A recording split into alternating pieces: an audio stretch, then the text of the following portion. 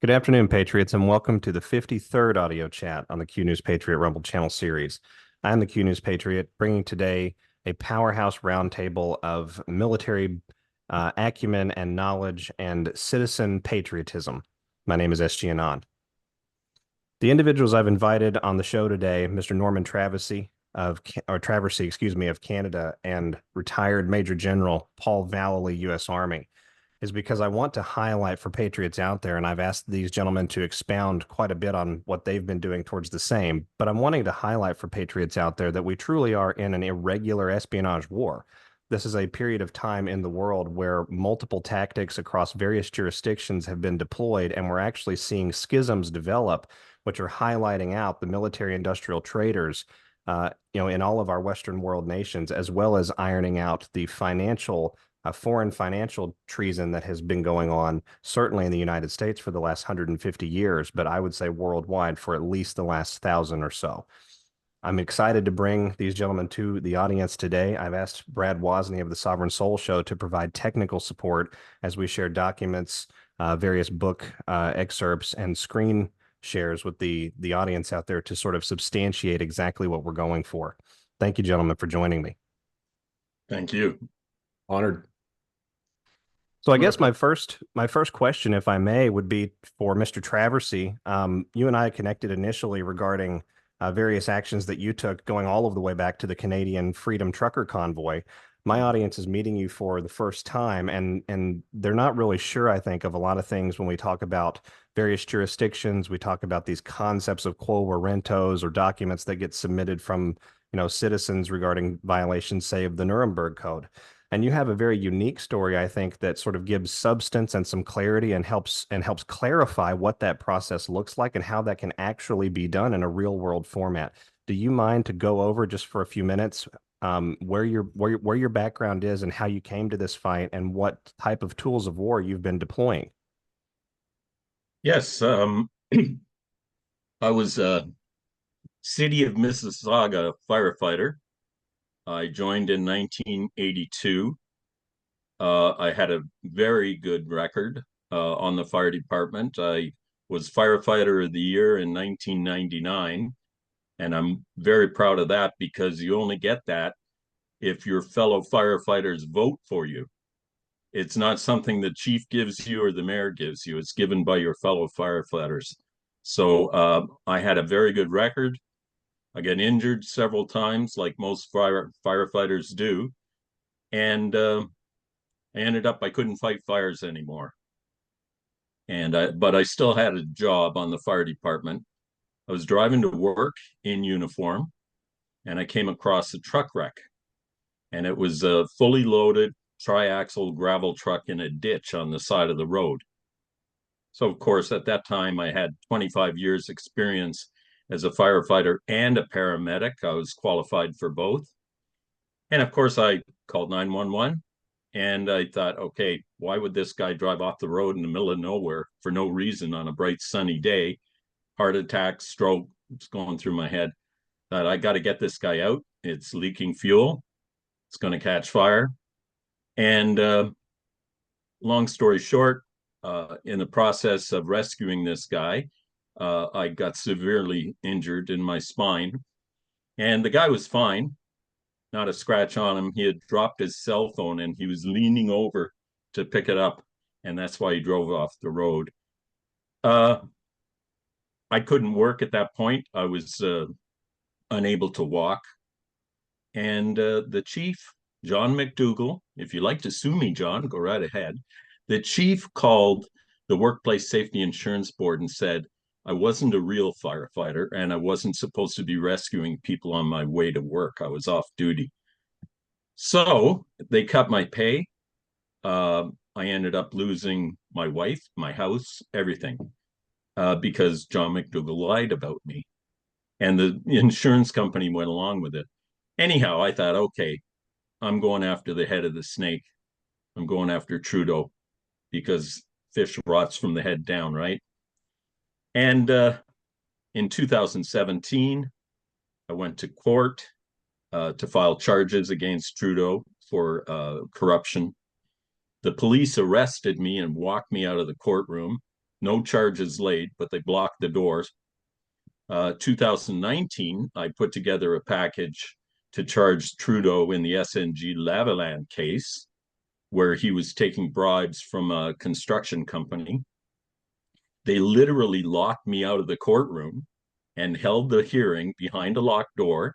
You can get the transcript online. It's on something called CanLii, CANLII, and they stayed it for lack of evidence.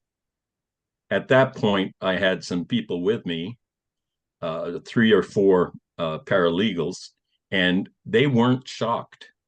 They said, "This is the way it works." So after that, we ended up starting a movement. We various contacts came about, and it's in your face corruption.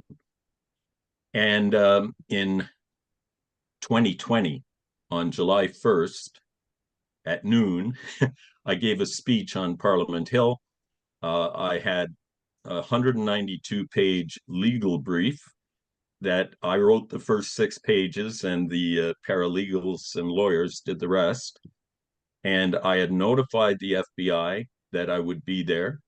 And I marched with around 8,000 people to the American Embassy, and I delivered a red folder. And who's holding up red folders now all over the world, right? You're seeing President Trump with the red folder, Xi, Putin. Anyways, I got a receipt from the White House, and I got a thank you email from President Trump, and that would have been July of 2020. The people that were with me, you can see on the YouTube video. One of them was Pat King. We kept in touch. And then after the COVID lockdowns, the trucking industry was going out of business because these people would cross the border several times a day. And Trudeau was saying, you got to lock yourself up in quarantine for 14 days every time you cross the border. So businesses were going under. The Canadian Truckers Association contacted a couple of the senior truckers, the well-known truckers, and gave them the database of all the members of the Canadian Truckers Association. So then they put together a convoy, and the rest is history. I and some other people in Ottawa were the reception committee. I live in Ottawa. I've got a friend who owns a boutique hotel, a 24-room hotel, and she booked rooms for only people that knew me. And we ran that convoy from this hotel in downtown Ottawa. A lot of the people helping were ex-military and ex-police. So these were experts, and that's why it ran so well. We had bouncy castles, hot tubs, gourmet food for anybody that wanted it. We fed the homeless. We had a crew going around just cleaning up the bathrooms in coffee shops. We had our own garbage sanitation people. So it ran like a well-oiled machine. That was what, 2.5 years ago. Since then, I've been trying to use the system against itself. So, they can literally arrest me or lock me out of a courtroom. So I thought, okay, where do you get your authority from? This wasn't my idea. I got this from someone else, but I adapted it. And it's a very ancient law, a writ called quo warranto. And that means by what warrant? Where do you get your authority from? Who put you in charge? Show me. And so I wrote this quo warranto, which I've done 2 now. And it's basically like a cop pulling you over and saying, show me your license. Oh, I've got a license, I just don't want to show it to you. Well, that's not going to work, is it? So you are guilty until you prove yourself innocent in a quo warranto. It's the reverse of what's normally true. So I did write the quo warranto to the Governor General of Canada. And the Governor General is the real ruler of Canada. The Prime Minister, Justin Trudeau, is a minister to the Crown. In effect, Canada is a Crown colony. even though I think we're all Americans anyways. But the prime minister reports to the governor general. The governor general has to approve any laws that are passed. It's a rubber stamp, but it's called, crown consent, crown approval. And so I wrote to her and I said, show me your writ of authority. Where'd you get your power from? And she doesn't have one, which means she is a pretender to the office, and everyone below her, including the government of Canada, is illegitimate. And I've done it twice. I'm going to do it one more time.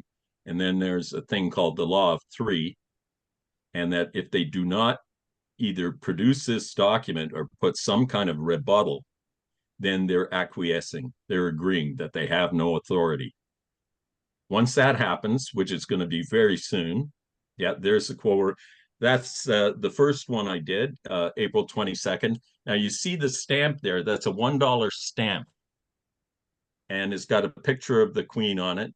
And what I did was I put my thumbprint there and I wrote diagonally, I signed it.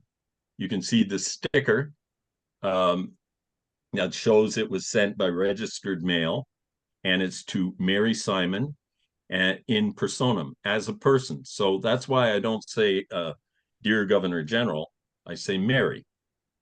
Okay, I'm writing on behalf of all Canadians. So if you look to page 3, it is co-signed by Major General Paul Vallely, U.S. Army, retired. So because we're all Americans.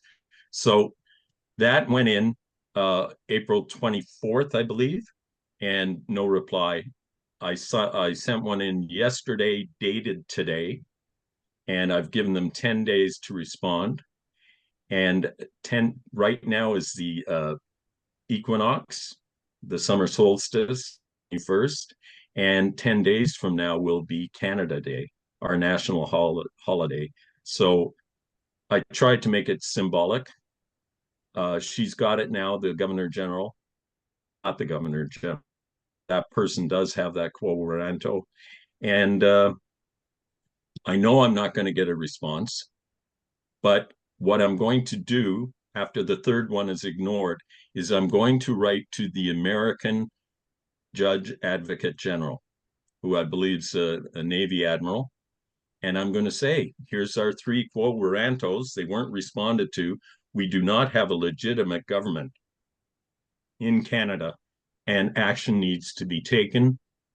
I will also write to the Canadian Judge Advocate General, and I will be CCing the person that calls herself the Governor General and every member of Parliament and every Supreme Court judge. And ball will be in their court. That's pretty well sums it up. That's a pretty remarkable basis. And, what sort of adds, I think, further flavor to this idea of legitimacy and illegitimacy is the fact that, if I'm not mistaken, and correct me if I'm wrong, but you yourself, as the person, Norman Traversy, are listed as the copyright owner of several Canadian laws. Is that correct?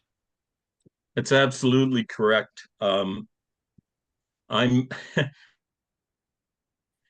there's an American fighter during the 50s and 60s, and I've forgotten his name, Boyd, Colonel Boyd, and he was an instructor, and he was teaching other fighter pilots, and he bet them a steak dinner that he'd shoot them down, figuratively. And he always got his steak dinner, and they said, how do you do that? He said, I've got something I call the OODA loop. And if you get inside your opponent's OODA loop, you'll always win. And that's observe, orient, decide, act. I can see General Vallely smiling. And that's, you make your opponent react to you. You don't react to your opponent. So if Trudeau does some stupid law, you don't protest, you buy it. So I found a Remarkable. glitch. Yeah, I found you can put them up if you can find it there, Brad. All you'd have to do is Google my name on Google, click on the first link, and it'll ownership of, I believe, 32 laws. So in the United States, you cannot copyright a law. The law belongs to everyone, as it should. But in Canada, you pass a bill, you pass a law, it's copyrighted in the name of the monarch. So when it goes to the Queen's printer or the King's printer, it's copyrighted in the name of the monarch. Fine. But they're not registering the copyrights. So I go on to the Government of Canada website and type in the name of a law. I think I did Bill C-71 first, and then do a search. It says no owner. So now and this is an AI-driven website, doesn't have a human there.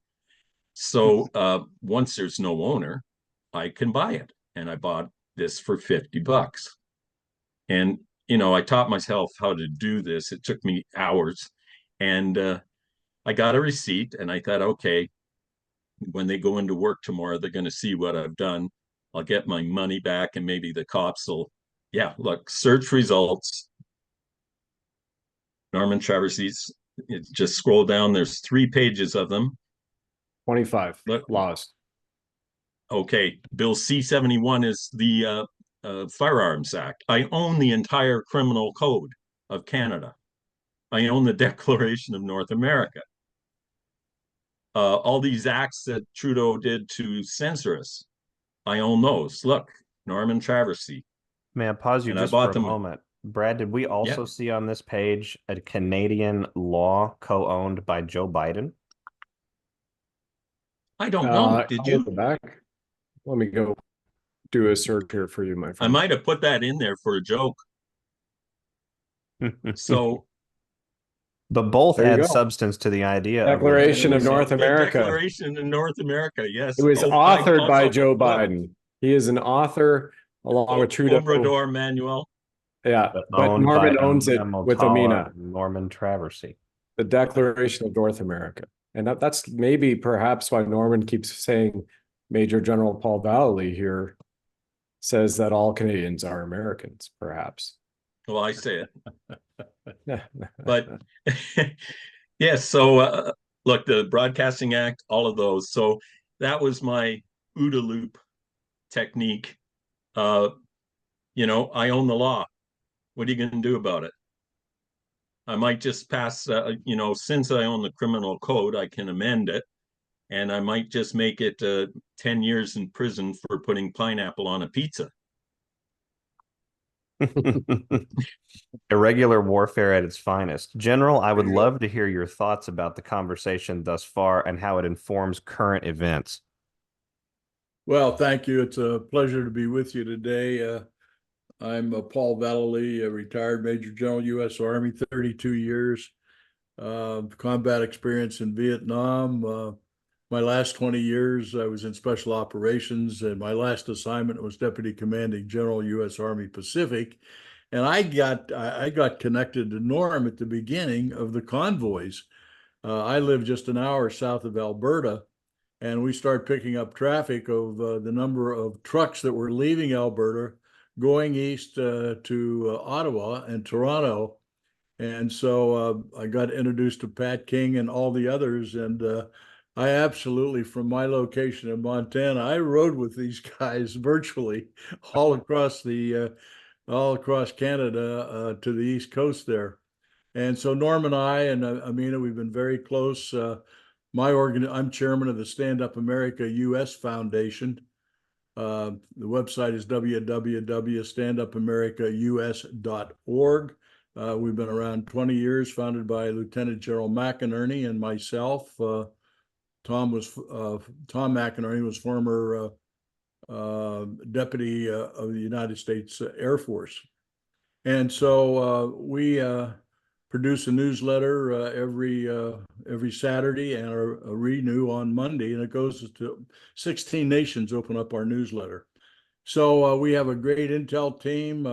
We formed a Canadian team to work with Norm, and we've had that together now, Norm, I guess 3 years almost, maybe. Oh, I think longer. Yeah, because I knew you before that, Yeah. I remember you called me and you were demanding cheese. Yeah, that's right. Cheese from Denmark or someplace like that. Swedish. I never did get the cheese though. I want you to know that, Norm. You need to send me that cheese. Anyhow, we had long conversation, and the other team we have that works very hard for us is the China team. And then, of course, we have the American team, and these individuals primarily deal in intelligence analysis, threat analysis, and so on. So that's primarily what our foundation does. But we're so happy to be able to work with the Canadian team and try to help them, along with us, work through the challenges that we have today. And I think I spoke earlier to Norm and to Brad. The next 4 or 5 months are critical.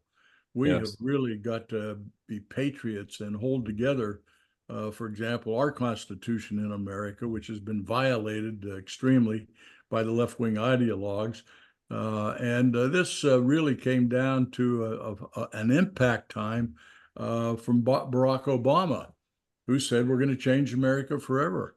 And boy, I'll tell you, his puppet, Joe Biden, and their crew are changing America forever just in just a little over 3.5 years. What's happened to America, but it extends all around.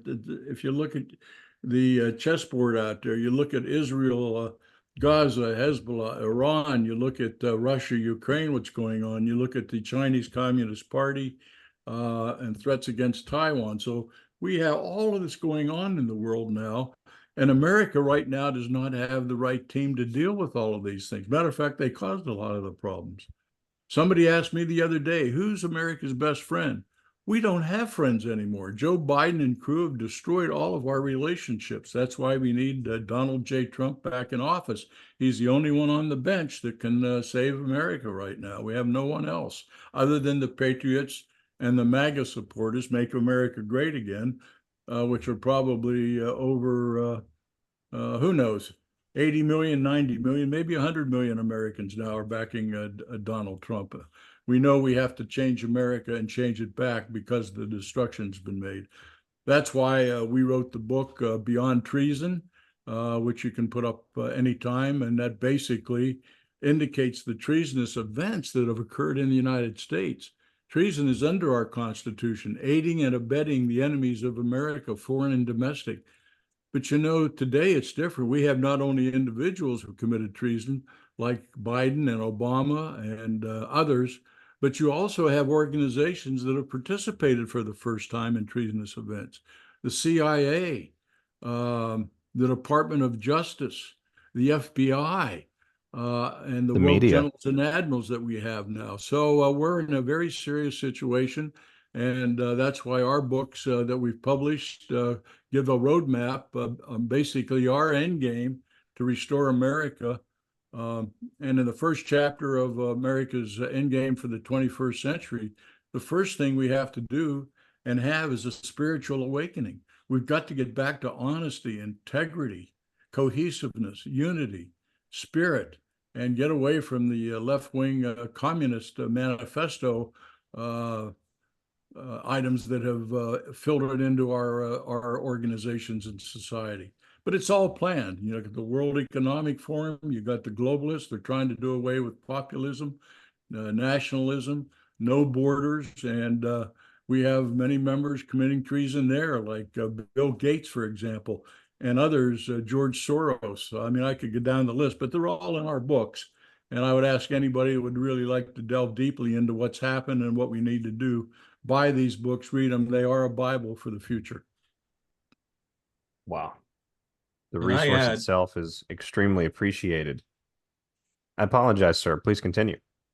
Well, I'll just maybe open it up to questions, or Norm has anything he wants to add, but Yeah. I'm very happy to work with the Canadian team. They're outstanding. We have a mission, we know that, and we're going to continue to work together.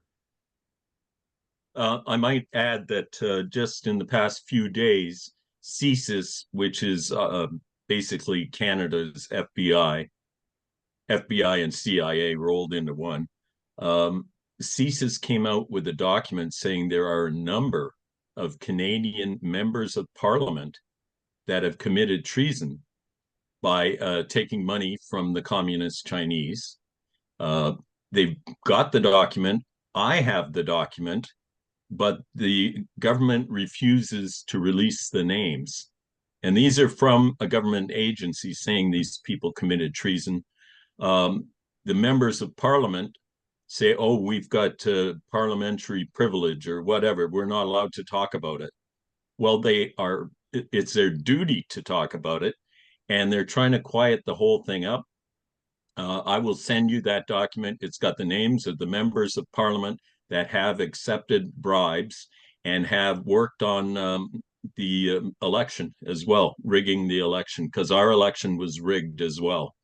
Yeah. I had filed charges against Trudeau 10 days before our election, and that's why they locked me out of the courtroom, because if I'd have gotten into that courtroom, that would have gotten out into the news and Trudeau would have lost the election. Absolutely incredible. You know, I guess in my closing question, we've talked a whole lot so far in our chat about the concept of American unity. We are upon the American continent. We are truly all Americans at this point. We're inheritors of the land. Not necessarily, organically native, but certainly inheritors at this point. And I think we have a responsibility to restore personal sovereignty and a government of the people, by the people, and for the people upon this great land. And so I'd like to ask about the significance of the USMCA. And this is a question for, all three of you. All of you are learned scholars and very studious on topics of geopolitical and international relations. And I'd like to understand more for the audience out there what the USMCA's significance is, both from 2020 until the present day, and also moving forward as one American continent. Go ahead, Norm, if you want to lead off. Oh, thank you. Okay. When I gave my speech, I gave it at noon on July 1st, 2020.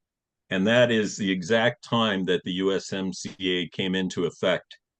And I did deliver a copy of that along with my legal brief to the American Embassy.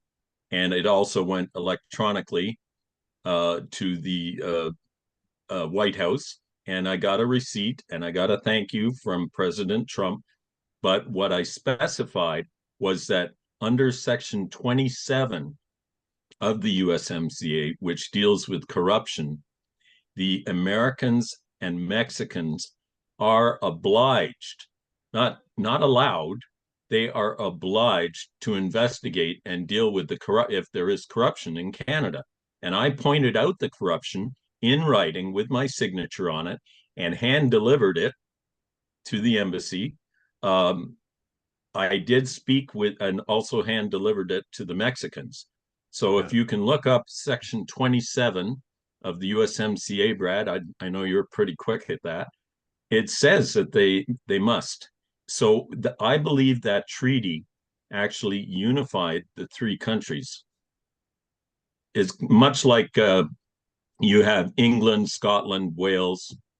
They're one country, but they're separate countries. And I think it's much the same what we did on July 1st, 2020. We unified the countries. Excuse me, that's a large share. Let me just back there it down is. to the That's window. part of the USMCA. Let me give it straight to the window. There we are. Anti-corruption. And this is online for anybody to find.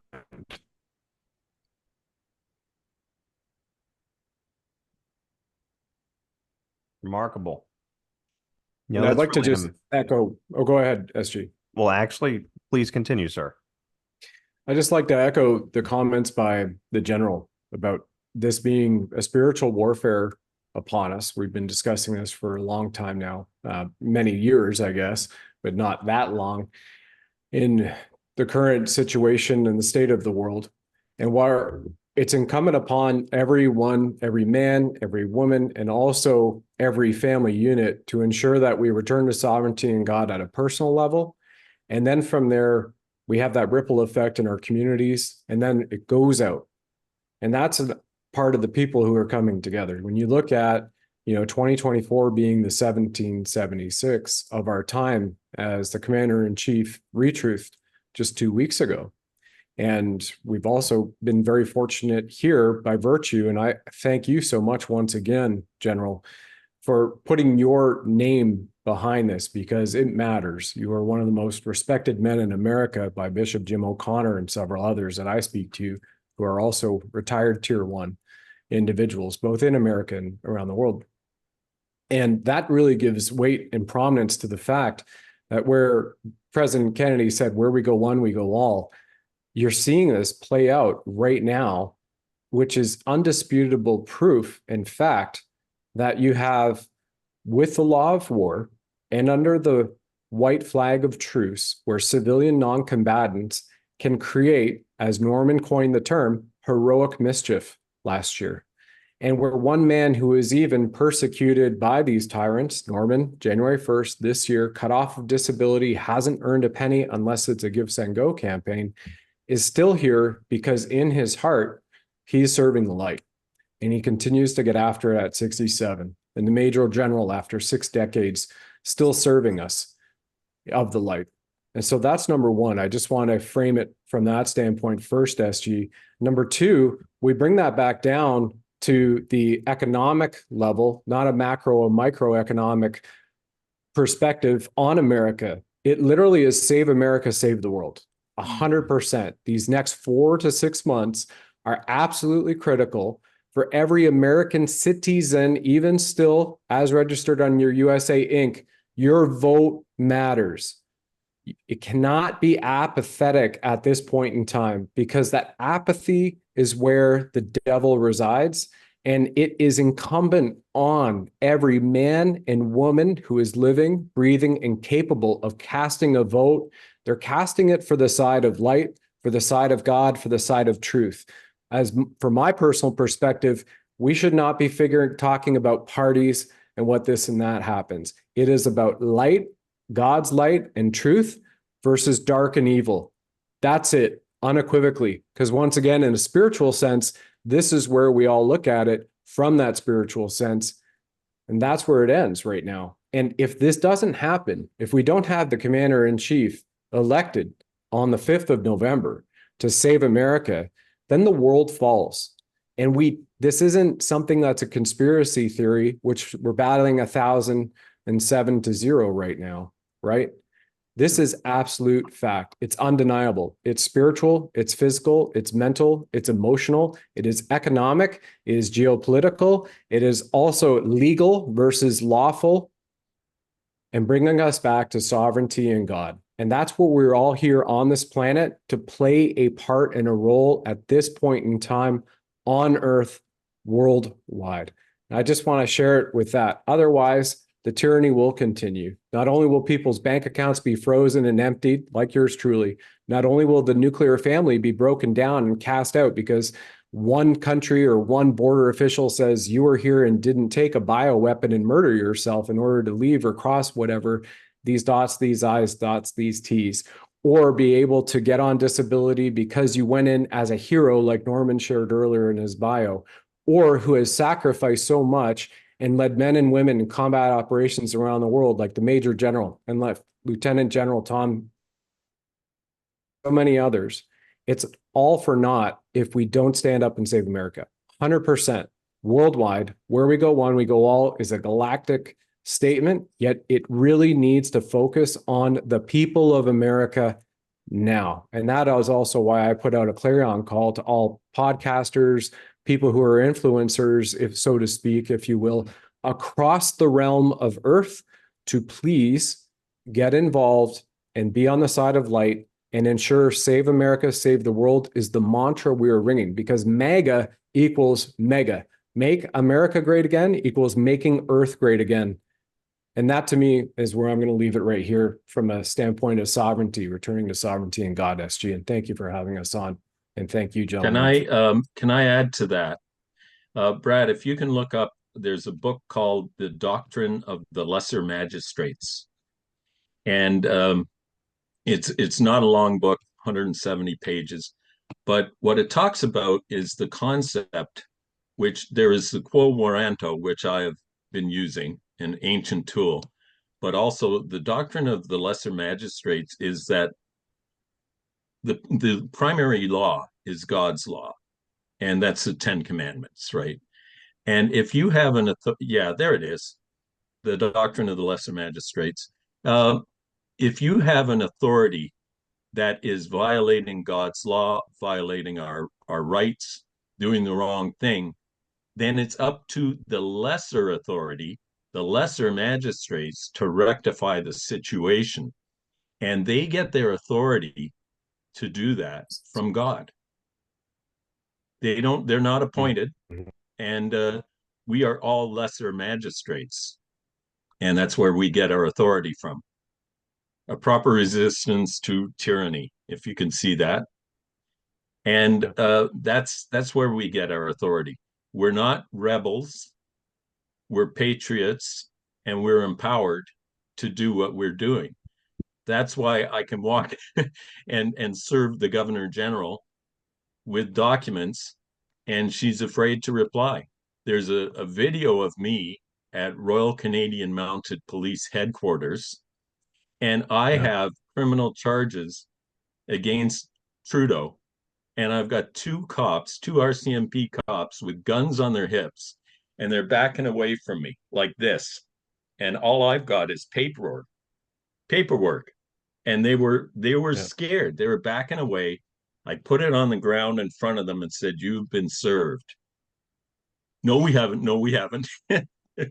And they were frightened, because they realized that I had the authority and I was serving them with documents that they would be guilty if they didn't do what they were supposed to do, which is follow up on my accusations, investigate.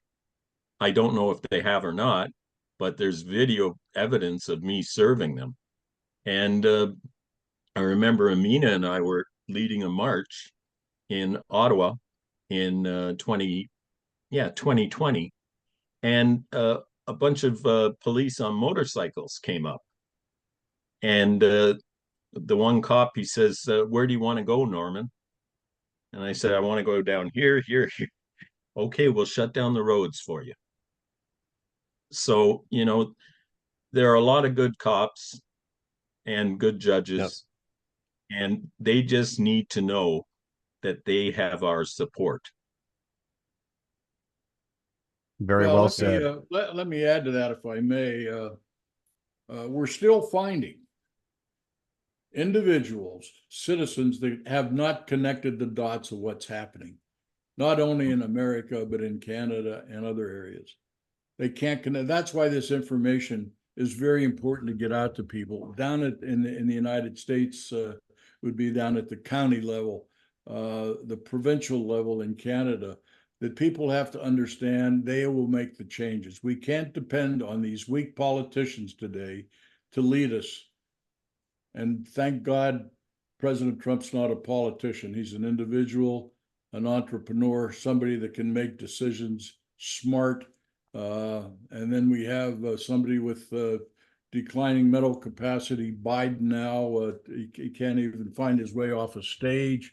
But you've got the left-wing media now continuing to support all of these left-wing activities of our government, as well as a covering for Biden, who's not capable of even going to the supermarket or an ice cream shop on his own.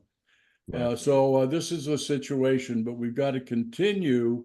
That's why we put out these books, why we do radio, why we do TV, podcast interviews, connecting to the people so they understand. And I run into a lot of educated people still that, that's not going to happen.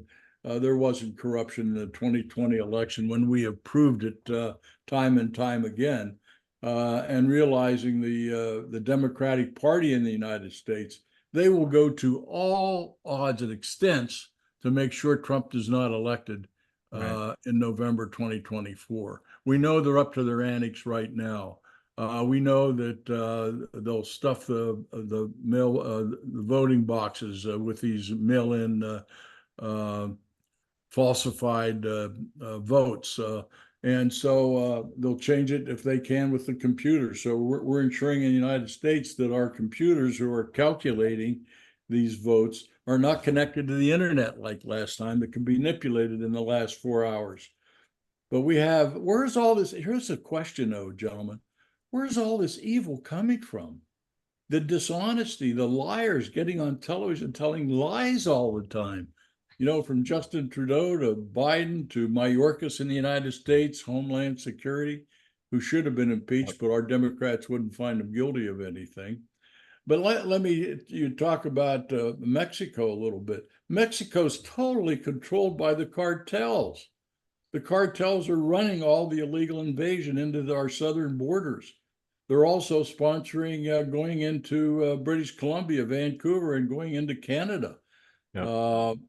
And so when you look at the cartels, which are a militarized organization, I wrote a plan for the Pentagon called Operation Sinaloa. But it's just not a border patrol problem. This is an invasion that's supported by a militarized force, one of the richest cartels, richest organizations in the world. And these are the 4 or 5 cartels in the Sinaloa area of Mexico. And they run everything there. The fentanyls run all through there. But when the Chinese provide them what they call the basic ingredients for fentanyl, and then they're manufactured in the plants in Mexico, shipped to the United States, killing hundreds of thousands of our youth and people. And yet our generals and admirals don't have a plan to take down the cartels, which are basically paying people to come across our border. They're also working with the Chinese. We got a report the Chinese coming into America now are flying into Tijuana, Mexico, crossing the border in San Diego, and then infiltrating all throughout the country. And so we know there's agents out there. They're going to look at attacking our grid system, our water system, and so on. And we're up. That's why I say there's more to this whole next 4 to 5 months than just working towards an election. These are outside influences that are going to attempt to change America forever and make it something into whatever they want it to be. I have no idea what that is. I'm not sure they do either. But anyhow, we've got to be strong. We've got to have faith. We've got to have hope is not a strategy, but we have to have hope in order to put together the right plan that's going to defeat the evils of the world. And that's what we're up to, if that makes sense. Indeed it does, my friend. We're being asked to step back into the mantra of authority. Yeah. And we will choose to walk either into the light or walk directly down the road into destruction. These next few months will be pivotal. I have high hopes for humanity and for we the people. And for those out there, this has been SG Anon. I hope you've enjoyed our conversation. I'll be back with each of you again soon on the Q News Patriot. Thanks, everyone. Bye-bye. God bless. Thank you. Good. Thank you.